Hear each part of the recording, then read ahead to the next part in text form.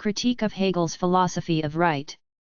Karl Marx, 1843. B. The Executive. 287. There is a distinction between the monarch's decisions and their execution and application, or in general between his decisions and the continued execution or maintenance of past decisions, existing laws, regulations, organizations for the securing of common ends, and so forth. This task of subsuming the particular under the universal is comprised in the executive power, which also includes the powers of the judiciary and the police. The latter have a more immediate bearing on the particular concerns of civil society, and they make the universal interest authoritative over its particular aims. This is the usual interpretation of the executive. The only thing which can be mentioned as original with Hegel is that he coordinates executive, police, and judiciary, where as a rule the administrative and judiciary powers are treated as opposed. 288. Particular interests which are common to everyone fall within civil society and lie outside the absolutely universal interest of the state proper, see 256. The administration of these is in the hands of corporations, see 251, commercial and professional as well as municipal, and their officials, directors, managers, and the like. It is the business of these officials to manage the private property and interests of these particular spheres, and, from that point of view, their authority rests on the confidence of their commonalties and professional equals. On the other hand, however, these circles of particular interests must be subordinated to the higher interests of the state, and hence the filling of positions of responsibility in corporations, etc., will generally be effected by a mixture of popular election by those interested with appointment and ratification by higher authority. This is a simple description of the empirical situation in some countries. 289. The maintenance of the state's universal interest, and of legality, in this sphere of particular rights, and the work of bringing these rights back to the universal, require to be superintended by holders of the executive power, by a. the executive civil servants, and b. the higher advisory officials, who are organized into committees. These converge in their supreme heads, who are in direct contact with the monarch. Hegel has not developed the executive. But given this, he has not demonstrated that it is anything more than a function, a determination of the citizen in general. By viewing the particular interests of civil society as such, as interests which lie outside the absolutely universal interest of the state, he has only deduced the executive as a particular, separate power. Remark to 289. Just as civil society is the battlefield where everyone's individual private interest meets everyone else's, so here we have the struggle, a. of private interests against particular matters of common concern, and b. of both of these together against the organization of the state and its higher outlook. At the same time, the corporation mind, engendered when the particular spheres gain their title to rights, is now inwardly converted into the mind of the state, since it finds in the state the means of maintaining its particular ends. This is the secret of the patriotism of the citizens, in the sense that they know the state as their substance, because it is the state that maintains their particular spheres of interest together with the title, authority, and welfare of these. In the corporation mind, the rooting of the particular in the universal is directly entailed, and for this reason it is in that mind that the depth and strength which the state possesses in sentiment is seated. This is especially worth noting. 1. Because of the definition of civil society as the bellum omnium contra omnes. 2. Because private egoism is revealed to be the secret of the patriotism of the citizens and the depth and strength which the state possesses in sentiment. 3. Because the burgher, the man of particular interest as opposed to the universal, the member of civil society, is considered to be a fixed individual, whereas the state likewise in fixed individuals opposes the burghers. One would suppose that Hegel would have to define civil society as well as the family as a determination of each political individual, and so too the later state qualities as equally a determination of the political individual. But with Hegel it is not one and the same individual who develops a new determination of his social essence. It is the essence of the will, which allegedly develops its determinations out of itself. The subsisting, distinct and separated, Empirical existences of the state are conceived to be immediate incarnations of one of these determinations. Just as the universal as such is rendered independent, it is immediately mixed in with what empirically exists, and then this limited existent is immediately and uncritically taken for the expression of the idea. Here Hegel comes into contradiction with himself only in so far as he does not conceive of the family man in the same way he conceived of the member of civil society, i.e., as a fixed breed excluded from other qualities. 290. Division of labor occurs in the business of the executive also. For this reason, the organization of officials has the abstract though difficult task of so arranging that a. Civil life shall be governed in a concrete manner from below where it is concrete, but that b. Nonetheless the business of government shall be divided into its abstract branches armed by special officials as different centers of administration, and further that c. The operations of these various departments shall converge again when they are directed on civil life from above, in the same way as they converge into a general supervision in the supreme executive. The addition to this paragraph is to be considered later. 291. The nature of the executive functions is that they are objective and that in their substance they have been explicitly fixed by previous decisions. See paragraph 287. These functions have to be fulfilled and carried out by individuals. Between all individual and his office there is no immediate natural link. Hence individuals are not appointed to office on account of their birth or native personal gifts. The objective factor in their appointment is knowledge and proof of ability. Such proof guarantees that the state will get what it requires, and since it is the sole condition of appointment, it also guarantees to every citizen the chance of joining the class of civil servants dem allgemeinen Stand. 292. Since the objective qualification for the civil service is not genius, as it is for work as an artist, for example, there is of necessity an indefinite plurality of eligible candidates whose relative excellence is not determinable with absolute precision. The selection of one of the candidates, his nomination to office, and the grant to him of full authority to transact public business, all this, as the linking of two things, a man and his office, which in relation to each other must always be fortuitous, in the state which is sovereign and has the last word, is the subjective aspect of election to office, and it must lie with the crown as the power. 293. The particular public functions which the monarch entrusts to officials constitute one part of the objective aspect of the sovereignty residing in the crown. Their specific discrimination is therefore given in the nature of the thing. And while the actions of the officials are the fulfillment of their duty, their office is also a right exempt from contingency. Note only the objective aspect of the sovereignty residing in the crown. 294. Once an individual has been appointed to his official position by the Sovereign's Act, see 292, the tenure of his post is conditional on his fulfilling his duties. Such fulfillment is the very essence of his appointment, and it is only consequential that he finds in his office his livelihood and the assured satisfaction of his particular interests, see 294, and further that his external circumstances and his official work are freed from other kinds of subjective dependence and influence.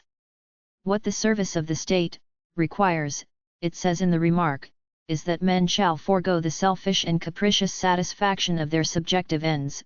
By this very sacrifice, they acquire the right to find their satisfaction in, but only in, the dutiful discharge of their public functions.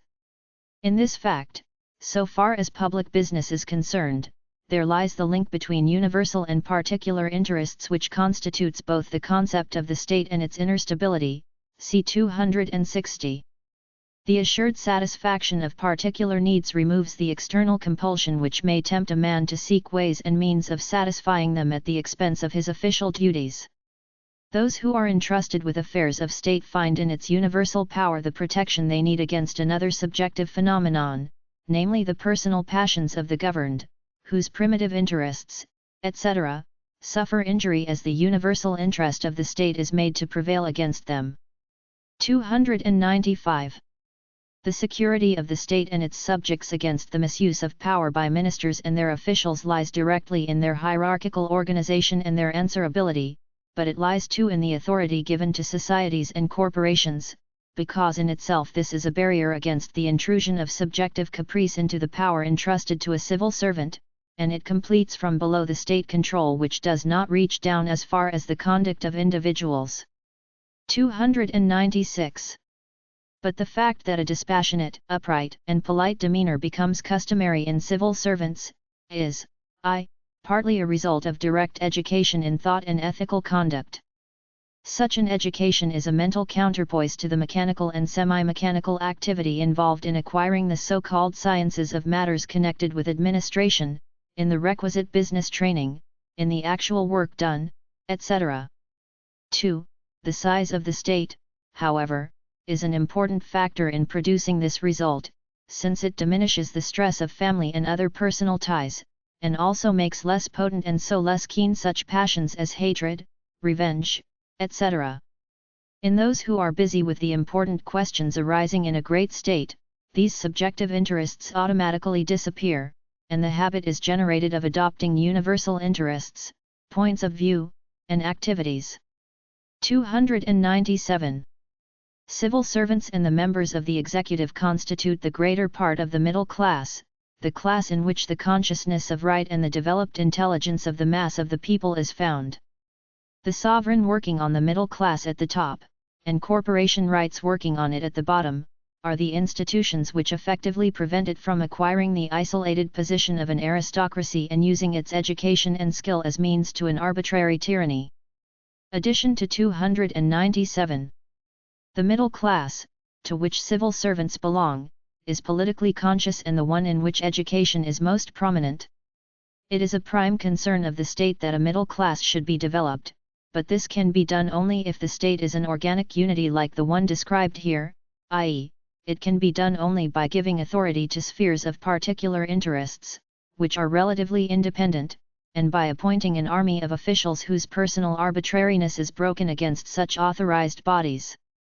Action in accordance with everyone's rights, and the habit of such action, is a consequence of the counterpoise to officialdom which independent and self-subsistent bodies create. What Hegel says about the executive does not merit the name of a philosophical development. Most of the paragraphs could be found verbatim in the Prussian Landrecht. Yet the administration proper is the most difficult point of the development. Because Hegel has already claimed the police and the judiciary to be spheres of civil society, the executive is nothing but the administration, which he develops as the bureaucracy. First of all, the corporations, as the self-government of civil society, presuppose the bureaucracy. The sole determination arrived at is that the choice of the administrators and their officials, etc., is a mixed choice originating from the members of civil society and ratified by the proper authority, or as Hegel says, higher authority. Over this sphere, for the maintenance of the state's universal interest and of legality, stand holders of the executive power, the executive civil servants and the advisory officials, which converge into the monarch. A division of labor occurs in the business of the executive. Individuals must prove their capability for executive functions, i.e., they must sit for examinations. The choice of the determinate individual for civil service appointment is the prerogative of the royal authority. The distribution of these functions is given in the nature of the thing. The official function is the duty and the life's work of the civil servants. Accordingly they must be paid by the state. The guarantee against malpractice by the bureaucracy is partly its hierarchy and answerability, and on the other hand the authority of the societies and corporations. Its humaneness is a result partly of direct education in thought and ethical conduct and partly of the size of the state. The civil servants form the greater part of the middle class. The safeguard against its becoming like an aristocracy and tyranny is partly the sovereign at the top and partly corporation rights at the bottom. The middle class is the class of education. Voilà tout. Hegel gives us an empirical description of the bureaucracy, partly as it actually is, and partly according to the opinion which it has of itself, and with that the difficult chapter on the executive is brought to a close.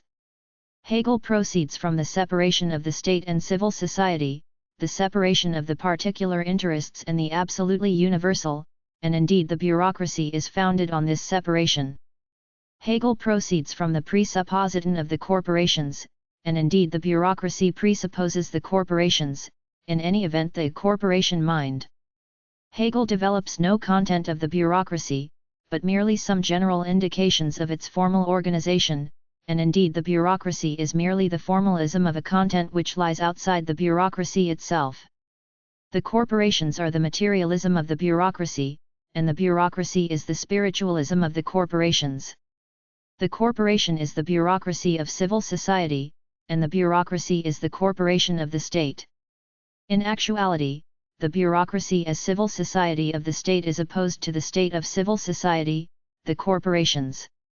Where the bureaucracy is to become a new principle, where the universal interest of the state begins to become explicitly a singular and thereby a real interest, it struggles against the corporations as every consequence struggles against the existence of its premises.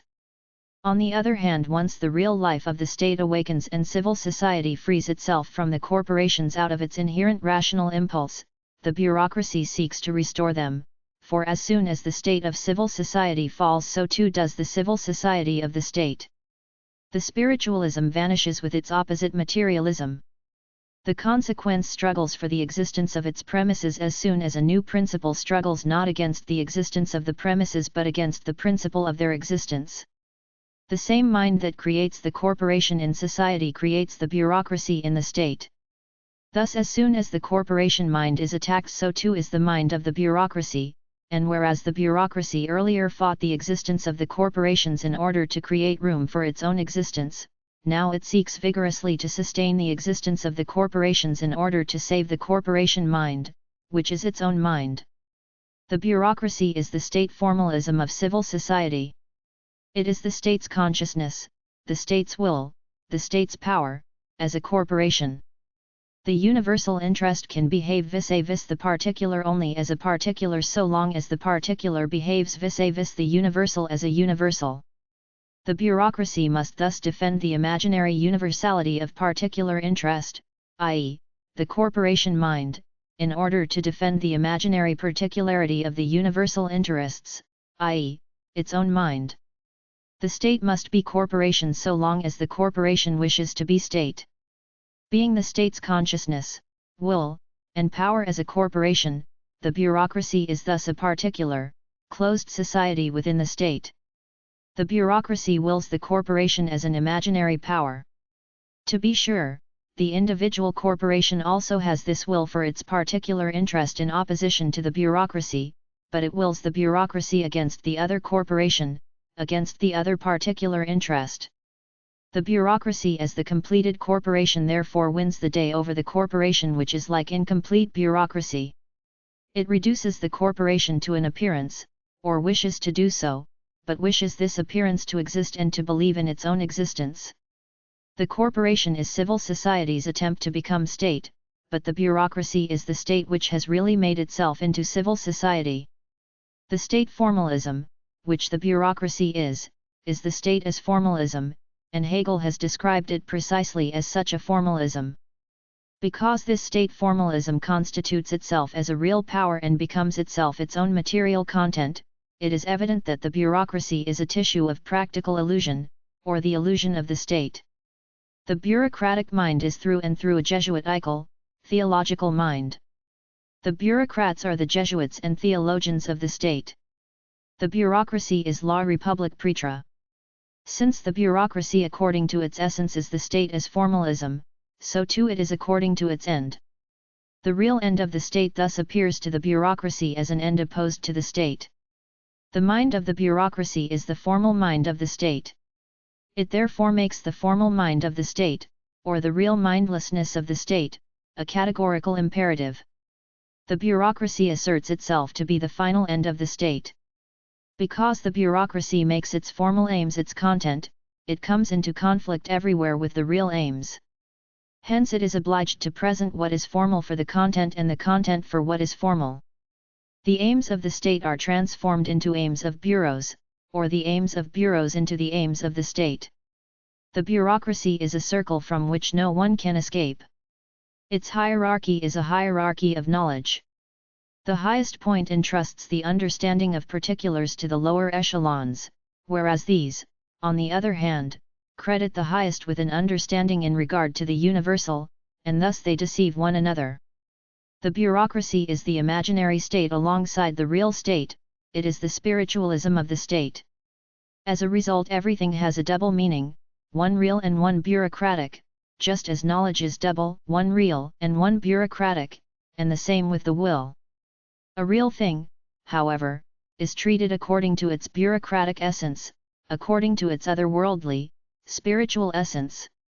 The bureaucracy has the being of the state, the spiritual being of society, in its possession, it is its private property. The general spirit of the bureaucracy is the secret, the mystery, preserved inwardly by means of the hierarchy and externally as a closed corporation. To make public the mind and the disposition of the state appears therefore to the bureaucracy as a betrayal of its mystery. Accordingly, authority is the principle of its knowledge and being, and the deification of authority is its mentality. But at the very heart of the bureaucracy this spiritualism turns into a crass materialism, the materialism of passive obedience, of trust in authority, the mechanism of an ossified and formalistic behavior, of fixed principles, conceptions, and traditions. As far as the individual bureaucrat is concerned, the end of the state becomes his private end, a pursuit of higher posts, the building of a career. In the first place, he considers real life to be purely material, for the spirit of this life has its separate existence in the bureaucracy. Thus the bureaucrat must make life as materialistic as possible. Secondly, real life is material for the bureaucrat, i.e. insofar as it becomes an object of bureaucratic action, because his spirit is prescribed for him, his end lies outside of him, his existence is the existence of the bureau. The state, then, exists only as various bureau minds whose connection consists of subordination and dumb obedience. Real knowledge appears to be devoid of content just as real life appears to be dead, for this imaginary knowledge and life pass for what is real and essential. Thus the bureaucrat must use the real state Jesuitically, no matter whether this Jesuitism be conscious or unconscious.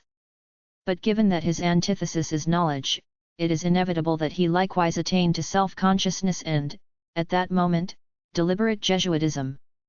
While the bureaucracy is on one hand this crass materialism, it manifests its crass spiritualism in its will to do everything, i.e., in its making the will the causa prima, for it is pure active existence which receives its content from without, thus it can manifest its existence only through forming and restricting this content. The bureaucrat has the world as a mere object of his action. When Hegel calls the executive power the objective aspect of the sovereignty residing in the crown, it is precisely in the same sense that the Catholic Church was the real existence of the sovereignty, content, and spirit of the Blessed Trinity. In the bureaucracy the identity of the state's interest and the particular private aim is established such that the state's interest becomes a particular private aim opposed to the other private aims. The abolition Aufhebung of the bureaucracy can consist only in the universal interest becoming really, and not, as with Hegel, becoming purely in thought, in abstraction, particular interest, and this is possible only through the particular interest really becoming universal.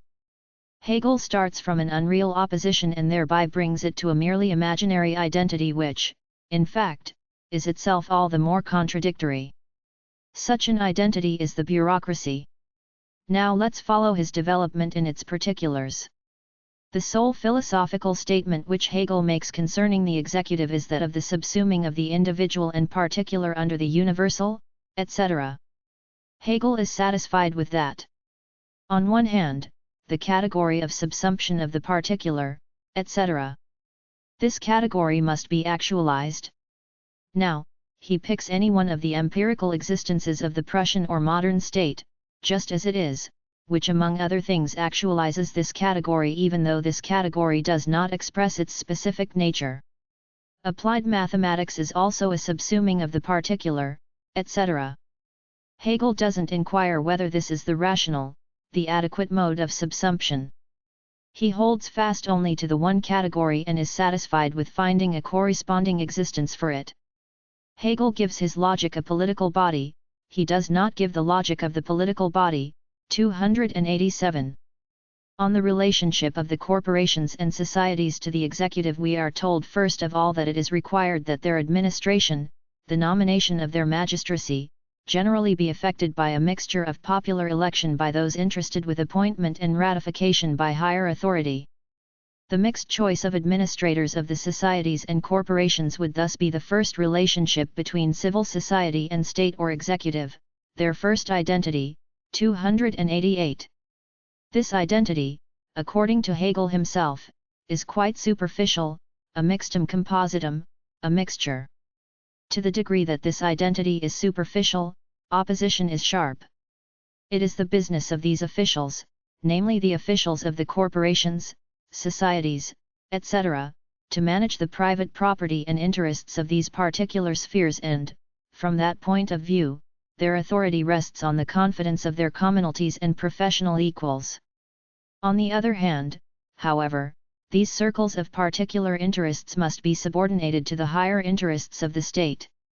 From this results the so-called mixed choice. The administration of the corporation thus has within it the opposition of private property and interest of the particular spheres against the higher interest of the state, opposition between private property and state. We need not emphasize that the resolution of this opposition in the mixed choice is a simple accommodation, a treaty, an avowal of the unresolved dualism which is itself a dualism, a mixture. The particular interests of the corporations and societies have a dualism within their own sphere, which likewise shapes the character of their administration. However, the crucial opposition stands out first in the relationship of these particular interests which are common to everyone, etc., which lie outside the absolutely universal interest of the state proper, and this absolutely universal interest of the state proper. But the first instance once again, it is within this sphere. The maintenance of the state's universal interest, and of legality, in this sphere of particular rights, and the work of bringing these rights back to the universal, require to be superintended by holders of the executive power, by a. the executive civil servants, and b. the higher advisory officials, who are organized into committees. These converge in their supreme heads who are in direct contact with the monarch. 289. Incidentally, let us draw attention to the construction of the executive committees, which are unknown, for example, in France. To the same extent that Hegel adduces these officials as advisory, it is certainly obvious that they are organized into committees. Hegel has the state proper, the executive, move into the management of the state's universal interest and of legality, etc. within civil society via holders of the executive power, and according to him these executive office holders, the executive civil servants, are in reality the true representation of the state, not of but against civil society. The opposition between state and civil society is thus fixed. The state does not reside within but outside of civil society, it affects civil society merely through office holders to whom is entrusted the management of the state within this sphere. The opposition is not overcome by means of these office holders but has become a legal and fixed opposition. The state becomes something alien to the nature of civil society, it becomes this nature's otherworldly realm of deputies which makes claims against civil society. The police, the judiciary, and the administration are not deputies of civil society itself, which manages its own general interest in and through them. Rather, they are office holders of the state whose purpose is to manage the state in opposition to civil society. Hegel clarifies this opposition further in the candid remark to 289 which we examined earlier. The nature of the executive functions is that they are objective and have been explicitly fixed by previous decisions. 291. Does Hegel conclude from this that the executive functions all the more easily require no hierarchy of knowledge, that they could be executed perfectly by civil society itself? On the contrary, he makes the profound observation that they are to be executed by individuals, and that between them and these individuals there is no immediate natural link. This is an allusion to the crown, which is nothing but the natural power of arbitrary choice, and thus can be born. The crown is nothing but the representative of the natural moment in the will, the dominion of physical nature in the state. The executive civil servants are distinguished by the fact that they earn their appointments, hence they are distinguished essentially from the sovereign. The objective factor in their appointment, namely, to the state's business, is knowledge. Subjective caprice lacks this factor, and proof of ability. Such proof guarantees that the state will get what it requires, and since it is the sole condition of appointment, it also guarantees to every citizen the chance of joining the class of civil servants dem allgemeinen Stand. The chance which every citizen has to become a civil servant is thus the second affirmative relationship between civil society and state, the second identity. Like the first, it is also of a quite superficial and dualistic nature. Every Catholic has the chance to become a priest, i.e., to separate himself from the laity as well as the world. Does the clergy on that account face the Catholic any less as an opposite power? That each has the possibility of gaining the privilege of another sphere proves only that his own sphere is not the actuality of this privilege. In a true state, it is not a question of the possibility of every citizen to dedicate himself to the universal in the form of a particular class, but of the capability of the universal class to be really universal, i.e., to be the class of every citizen. But Hegel proceeds from the postulate of the pseudo-universal, the illusory universal class, universality fixed in the form of a particular class. The identity which he has constructed between civil society and the state is the identity of two hostile armies in which each soldier has the chance to become through desertion a member of the other hostile army, and in this Hegel indeed correctly describes the present empirical state of affairs. It is the same with his construction of the examinations.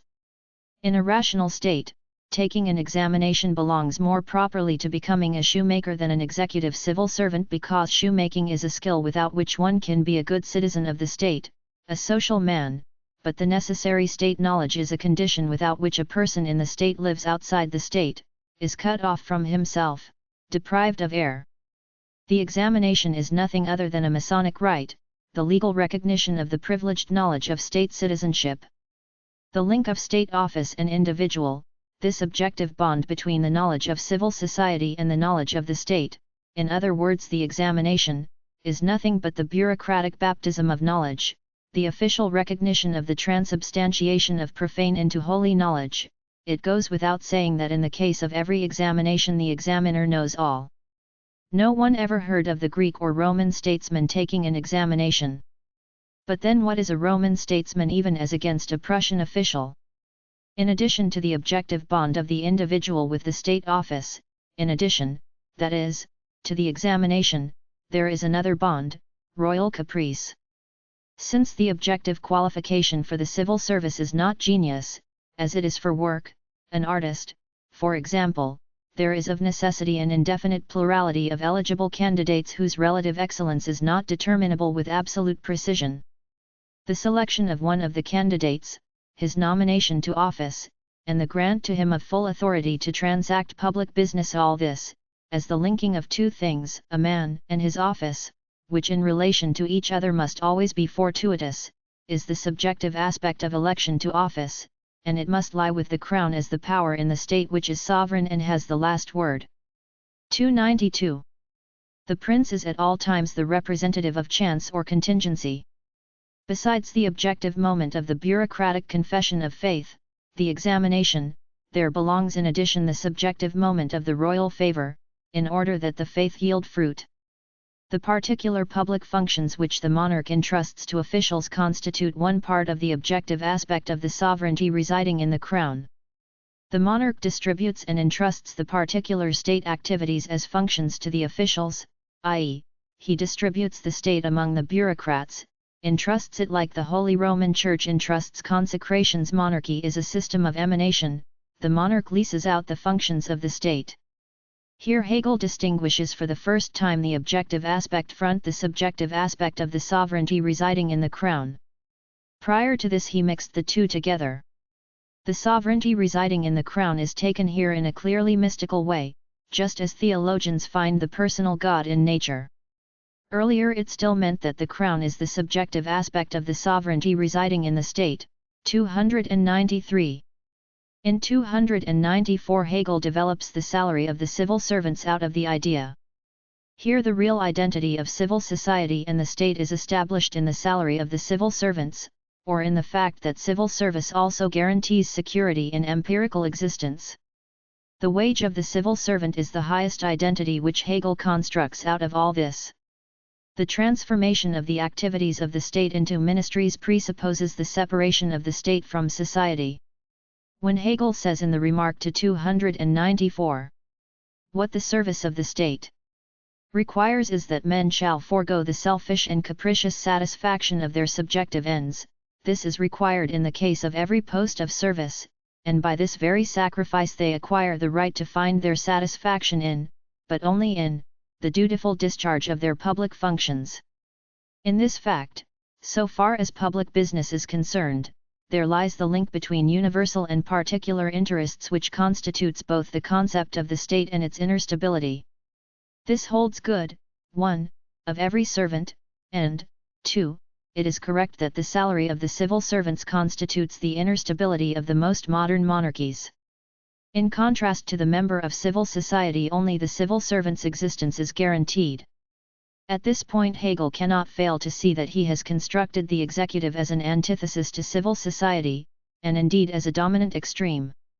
How does he now establish a condition of identity? According to 295, the security of the state and its subjects against the misuse and misbrauch of power by ministers and their officials lies partly in their hierarchical organization, as if the hierarchy itself were not the principal abuse to Hauptmissbrauch, and the matching personal sins of the civil servants were not at all to be compared with their inevitable hierarchical sins. The hierarchy punishes the civil servant to the extent that he sins against the hierarchy or commits a sin in excess of the hierarchy, but it takes him under its protection when the hierarchy sins through him. Moreover, the hierarchy is only with great difficulty convinced of the sins of its member, and in the authority given to societies and corporations, because in itself this is a barrier against the intrusion of subjective caprice into the power entrusted to a civil servant. And it completes front below the state control, as if this control were not exercised with the outlook of the bureaucratic hierarchy, which does not reach down as far as the conduct of individuals.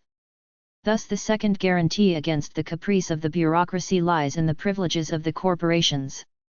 Thus if we ask Hegel what is civil society's protection against the bureaucracy, he answers: 1. The hierarchical organization of the bureaucracy.